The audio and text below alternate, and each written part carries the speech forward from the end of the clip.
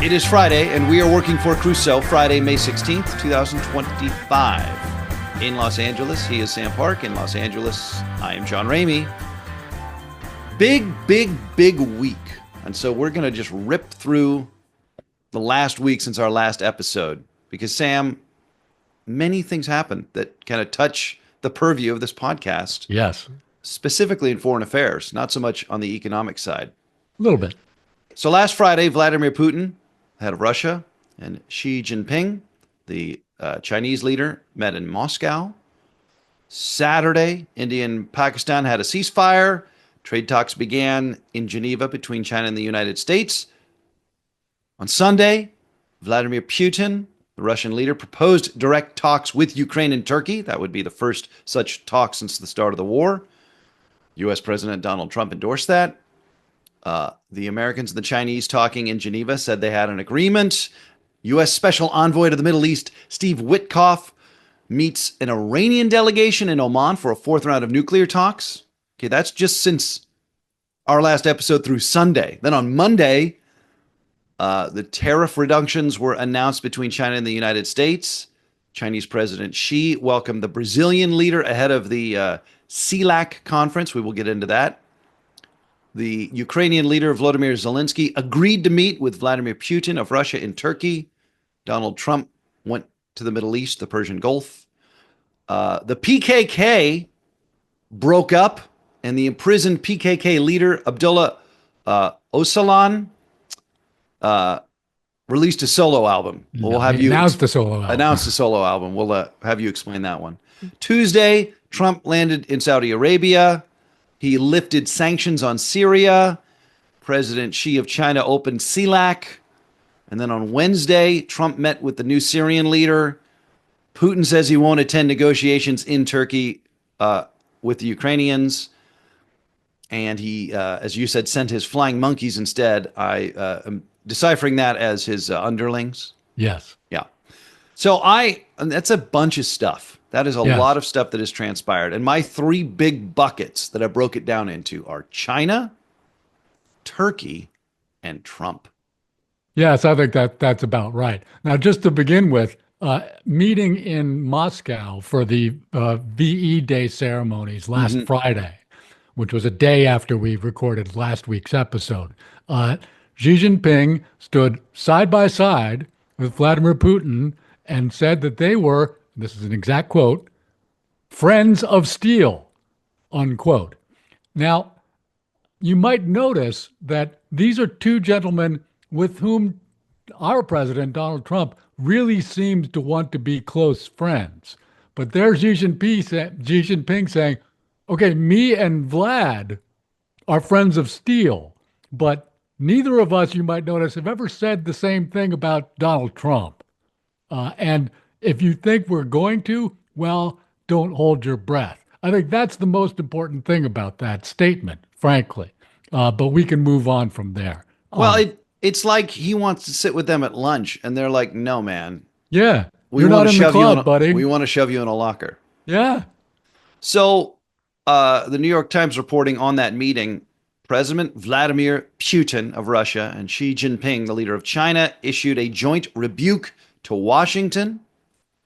This is again the New York Times saying, in a joint statement issued after their talks, Putin and Xi rejected what they described as Washington's attempt to contain them. They vowed to, quote, increase interaction and strengthen cooperation, end quote, to counter such U.S. efforts. So they've gone beyond the all-weather friendship. Yeah. And now they're friends of steel, steel-belted radials, perhaps. Oh, that's a tired analogy, John. Right. Oh, thank you very much. It is interesting because they're talking about Washington's attempt to contain them, but not necessarily Donald Trump's.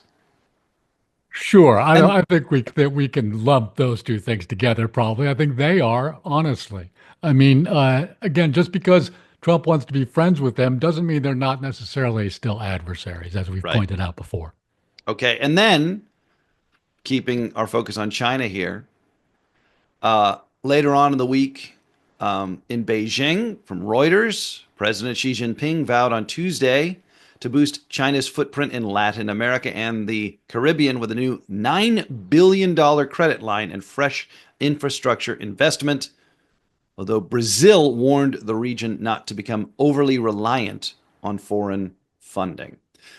China, the world's second largest economy, will disperse 66 billion yuan, that is the Chinese currency, that's almost 9.2 billion US dollars in credit, to CELAC members, the Community of Latin American and Caribbean States, Xi told delegates from around 30 nations gathering in Beijing for the 3-yearly China CELAC Forum ministerial meeting. So CELAC is Latin America and the Caribbean, but China has inserted itself into that block. Yes, well, they haven't necessarily inserted themselves into the bloc. As you say, every 3 years, they welcome CELAC leaders to Beijing to sort of update their trade relationships. But you'll notice, again, our president isn't welcoming any multinational grouping of foreign countries to Washington to try and upgrade America's relations with those nations. Instead, he's launching tariffs against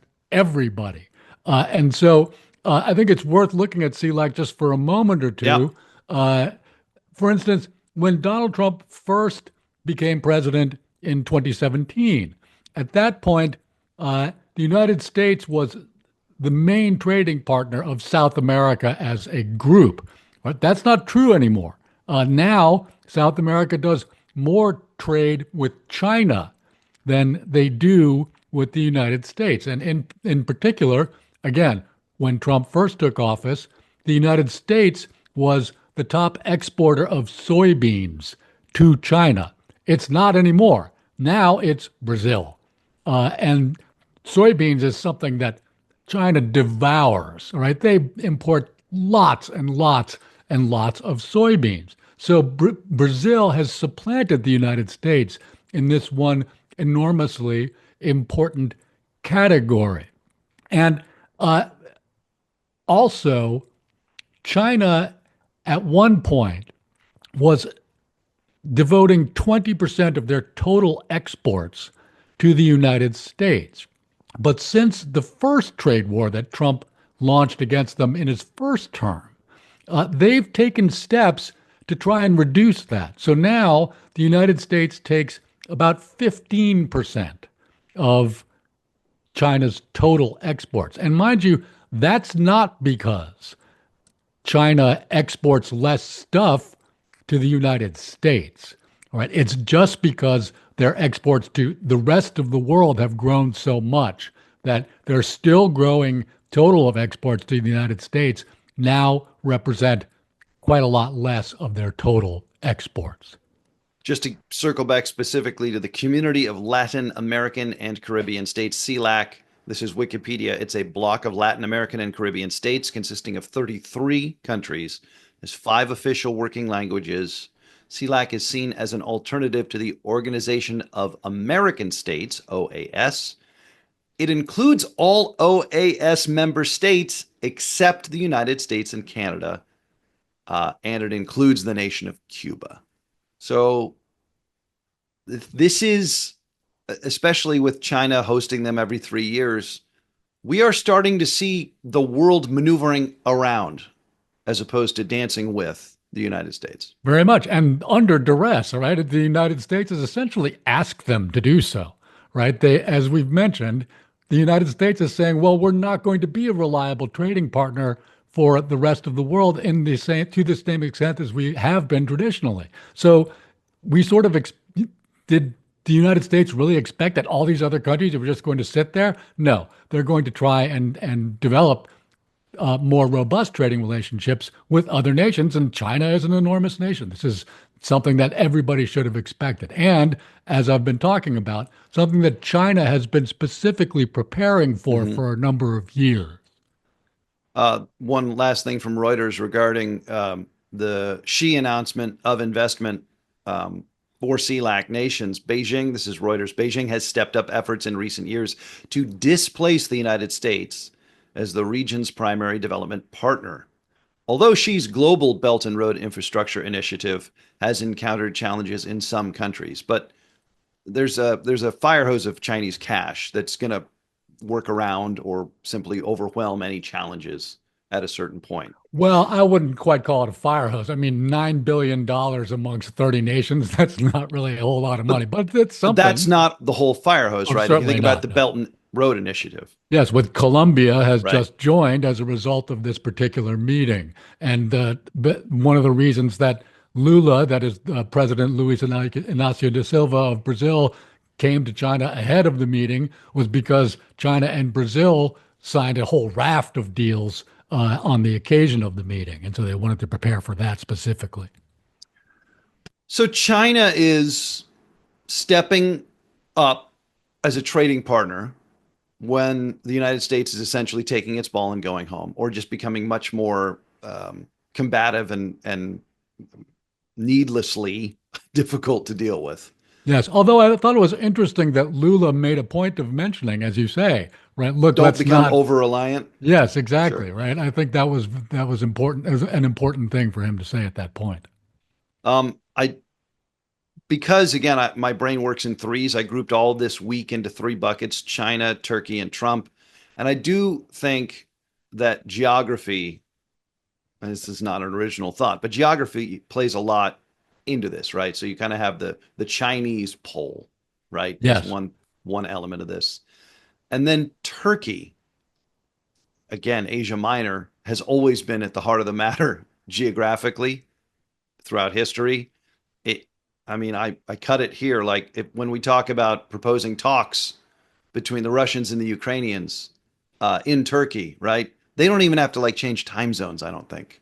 Or if they do, it's very little, right? They just drop down south. yes, And in fact, Istanbul is west of Kiev, yes. That's right? interesting. Yeah, Like, yeah. we just think about like exotic Oriental Turkey. Muslim. Let's Yeah. not to put a finer point on it. Well, Yeah, okay, yeah, sure. Whereas Kiev, the Ukrainians, blonde, white, right? yes.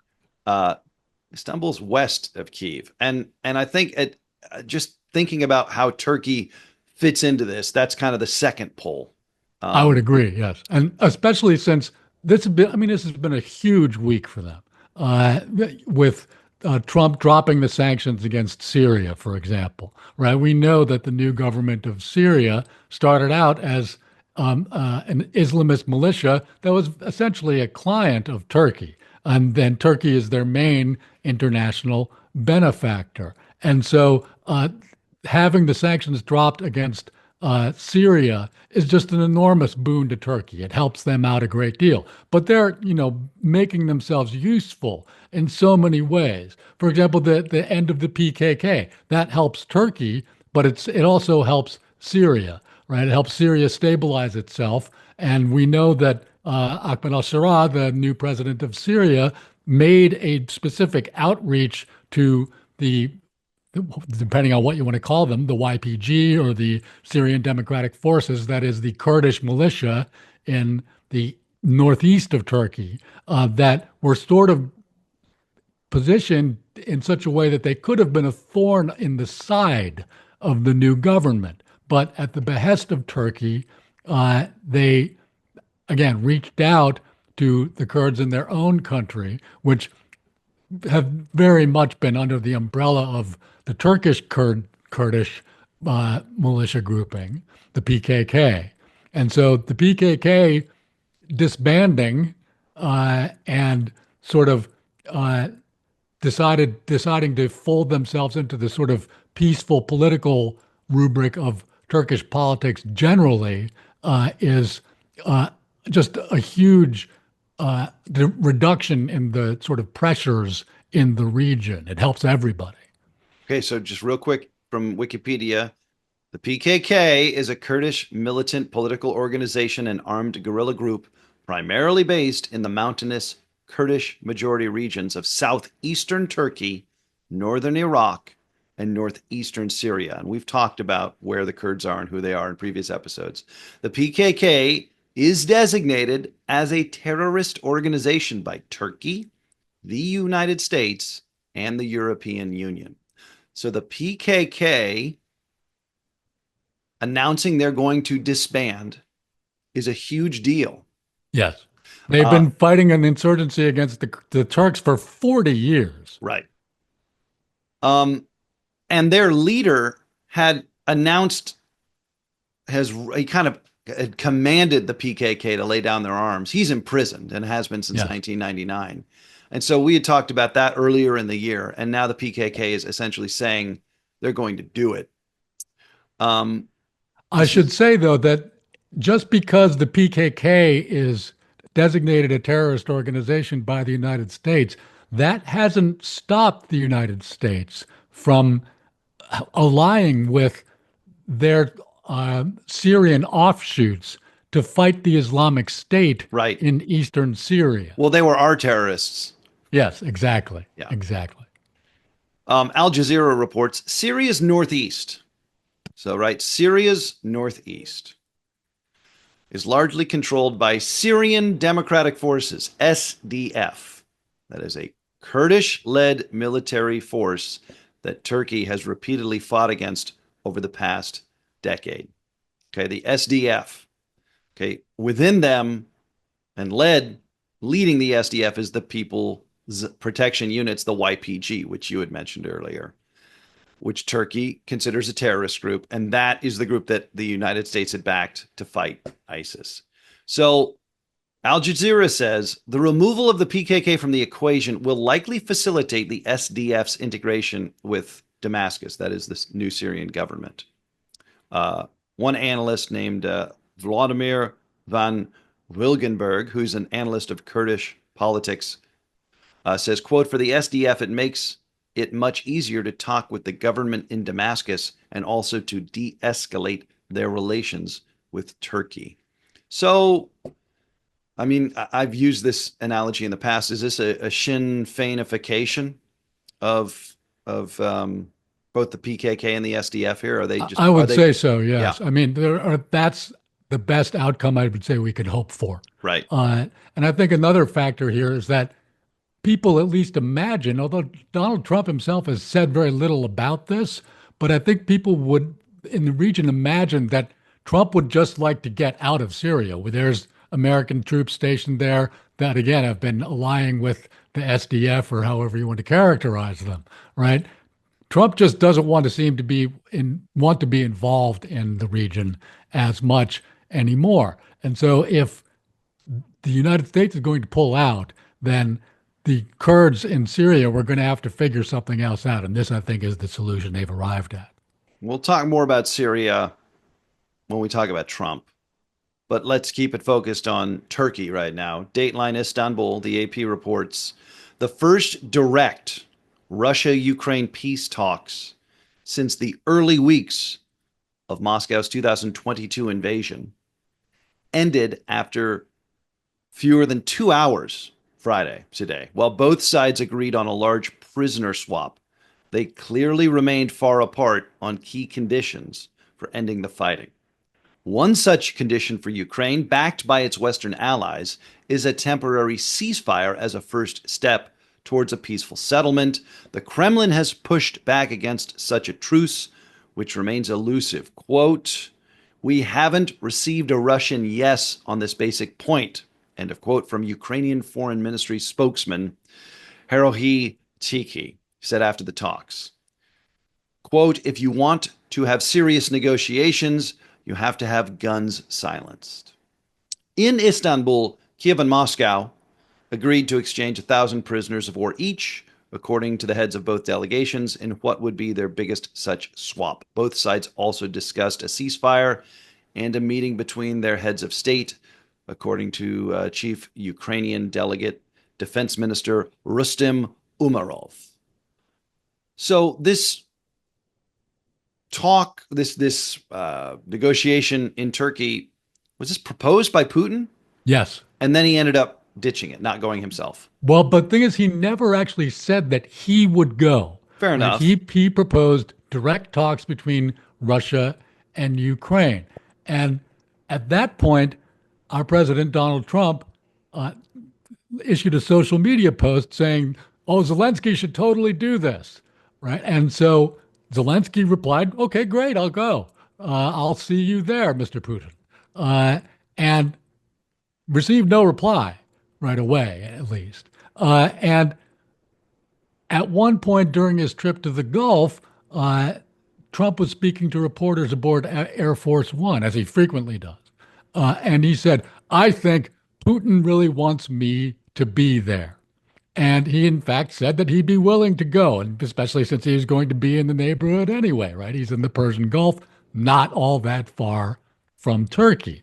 Uh, Now, Putin had never said he wanted Trump to be there. All right. This is all, again, Trump wanting to be friends with Putin and having to have an opportunity to see him face to face. Putin clearly doesn't care. Uh, I think the whole story here is that Putin was able to just say, I can make you all jump, right? I could just put something out there and everybody has to react to Fall me. all over themselves. Yeah. And Zelensky was responding to Trump jumping in this initial go round. And then I think it was Wednesday when it became clear that Putin wasn't going to go. And Trump said, nothing's really going to happen until I meet Putin face to face.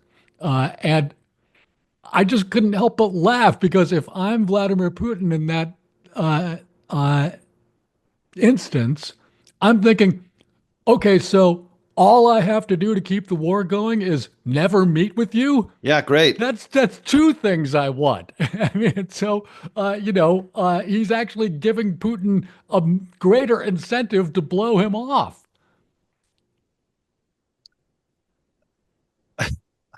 I guess we'll now move to the third pole or the third bucket, which is Trump. Well, we're inevitably going to Yeah, land there anyway. I know. Uh, to paraphrase Ross Perot, there's a giant sucking sound in the middle of every newscast. It's the black hole of Trump Yes, into which all news seems to orbit and eventually get sucked into. All right, NPR, sadly, yes. NPR reporting. Normally, American presidents who visit the Middle East talk of forging new relationships, but are also closely watched for how they talk about encouraging democracy. U.S. President Donald Trump, though, talked about a Middle East he sees as evolving beyond, quote, tired divisions and, quote, defined by commerce, not chaos, technology, not terrorism. Okay, this is the United States President Donald Trump. Quote, the gleaming marvels of Riyadh and Abu Dhabi were not created by the so-called nation builders, neocons, or liberal nonprofits like those who spent trillions and trillions of dollars failing to develop Kabul, Baghdad, and so many other cities, Trump contended in remarks from Riyadh, Saudi Arabia. Continuing, Trump said, quote, instead, the birth of a modern Middle East has been brought by the people of the region themselves, the people that are right here, the people that have lived here all their lives, developing your own sovereign countries, pursuing your own unique visions, and charting your own destinies in your own way. Okay. Trump also said, in recent years, far too many American presidents have been afflicted with the notion that it's our job to look into the souls of foreign leaders and use U.S. policy to dispense justice for their sins. This is a despicable abdication of American moral leadership in the world. But it also happens when Trump completely blows off Israel on this trip. Yes. It's, I mean, first of all, the gleaming marvel of Riyadh is financed on the backs of unknown oppressed people, right? One murdered journalist at the command of the leader of Saudi Arabia. Abu Dhabi, like think all the slave labor building all the soccer stadiums, right? Like just basic human decency has been essentially brushed aside because Trump thinks these rich people build stuff, and therefore that's acceptable to the United States. Well, not just that, but it's all from oil. Yeah, I mean, it's just, people, us driving our cars. That's what actually built this stuff. And that doesn't seem to occur to Trump. I'm sure he knows that. But I'm going to sort of go off on an angle from this. please. All right. Saudi Arabia is not the only regime that kills journalists. Okay, Turkey does, Israel does. This happens in quite a lot of other places. Now they don't all do it with bone saws. It's And the usually leader of the country doesn't yeah, that's command it. exactly where I was going. It's usually Right. not the undisputed leader of the country who decides on doing it, but Putin does it.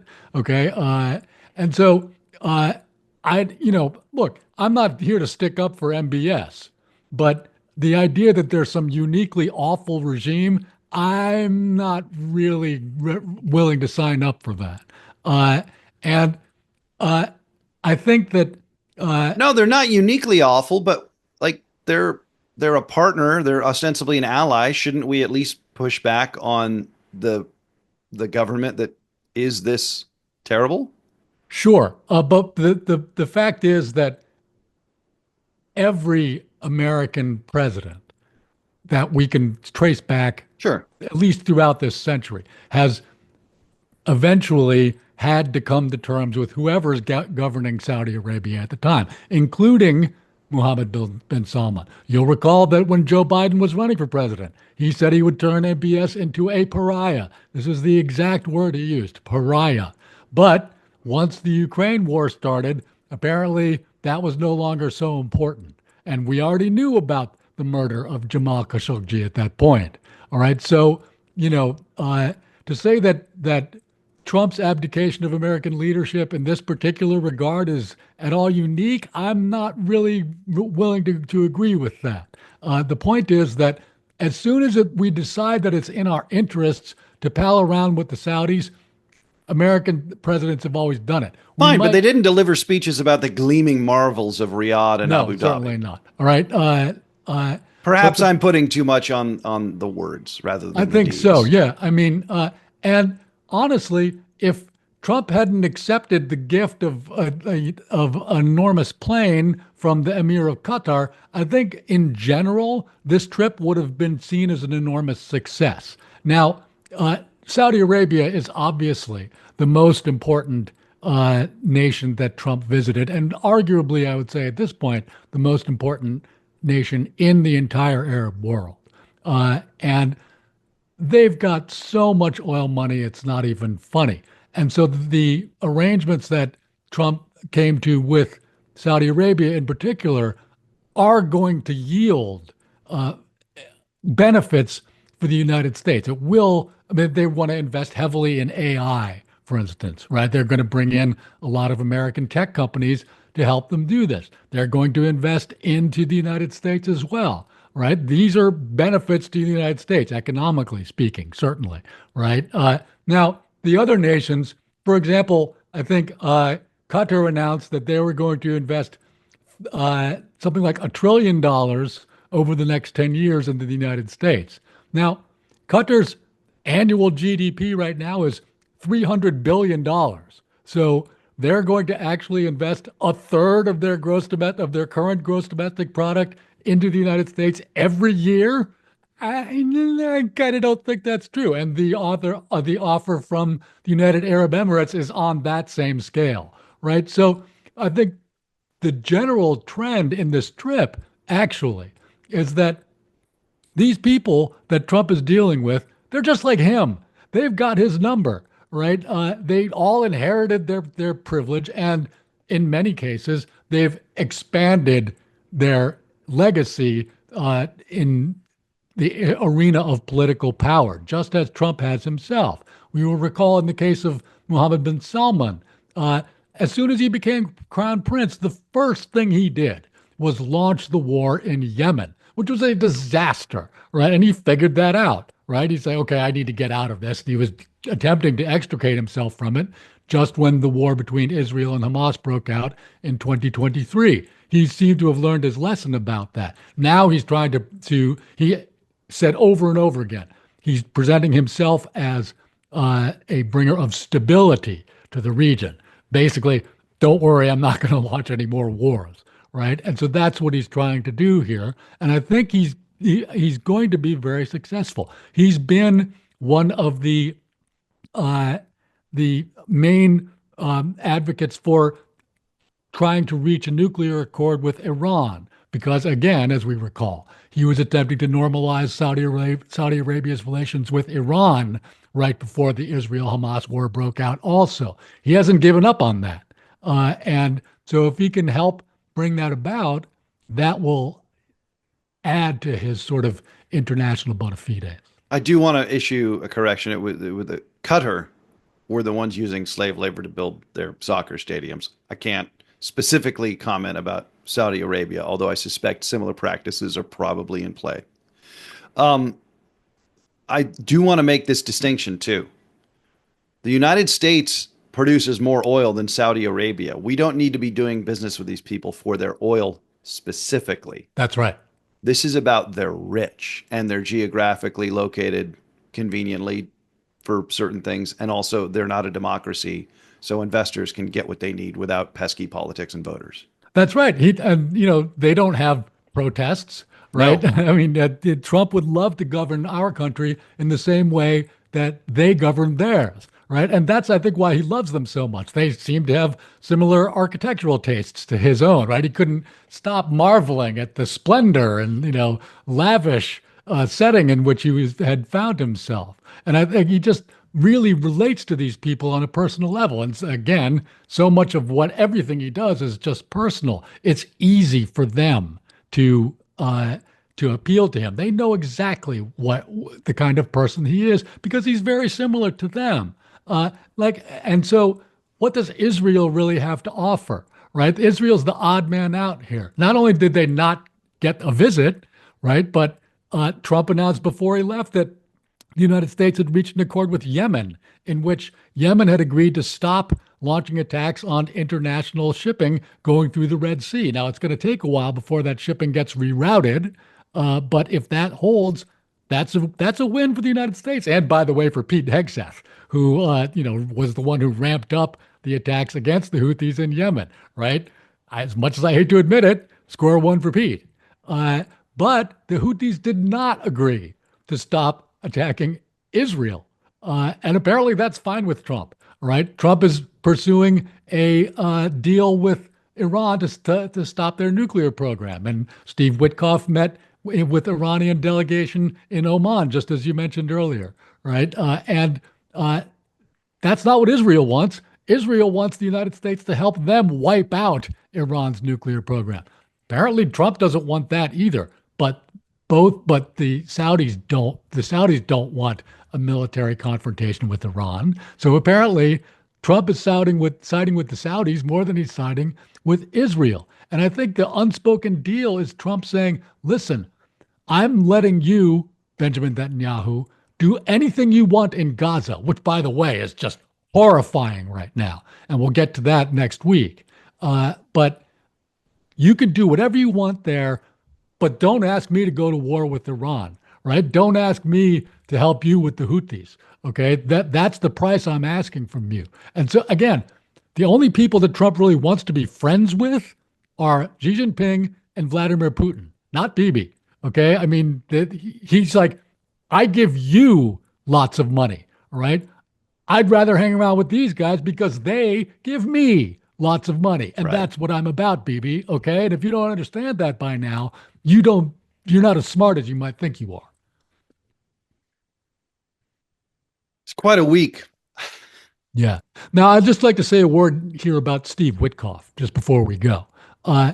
Special U.S. envoy to the Middle East. That's right. Witkoff, as we recall, in tandem with the outgoing Biden administration after the election, helped engineer the ceasefire deal between Israel and Hamas, which is now best used for toilet paper. I mean, the deal didn't last very long. It didn't go very well. He was then put in charge of engineering a ceasefire between Vladimir Putin and Ukraine, right? Between Russia and Ukraine. That hasn't happened either. Apparently, in his meetings in the Kremlin, he didn't bring his own interpreter. Yeah. Right? And so I don't know what he thought he was doing. So apparently, being rewarded for failing to get anything done, he's now been handed the Iran nuclear portfolio. Now, I don't know why this is. And he was saying in the Gulf this week that he still thinks that he can engineer a peace deal between Israel and Hamas. I don't really know where he's getting that from, but of course, he can't very well stand there and say, oh, I'm not going to be able to get anything done. I just don't see what the appeal is here. But it might just be, again, just because he's friends with Trump. But he's failed over and over again. Competency is does not seem to be a top line prerequisite for positions in the Trump cabinet. Yes, but while I'm on the subject, I want to give a shout out to Susan Glasser of the New Yorker, who was the only American journalist I've heard say this same very obvious thing about Steve Witkoff, and she made that point on Washington Week on PBS last Friday. But it's been obvious for weeks. I can't believe nobody else had said it. We will be on hiatus next week, as I will be on assignment at the Mountain West Baseball Championship in Mesa, Arizona, but we'll be back in 2 weeks with another episode of Working for Crusoe. So have yourselves a great stretch of days, folks. He's Sam. I'm John. Thanks, everyone.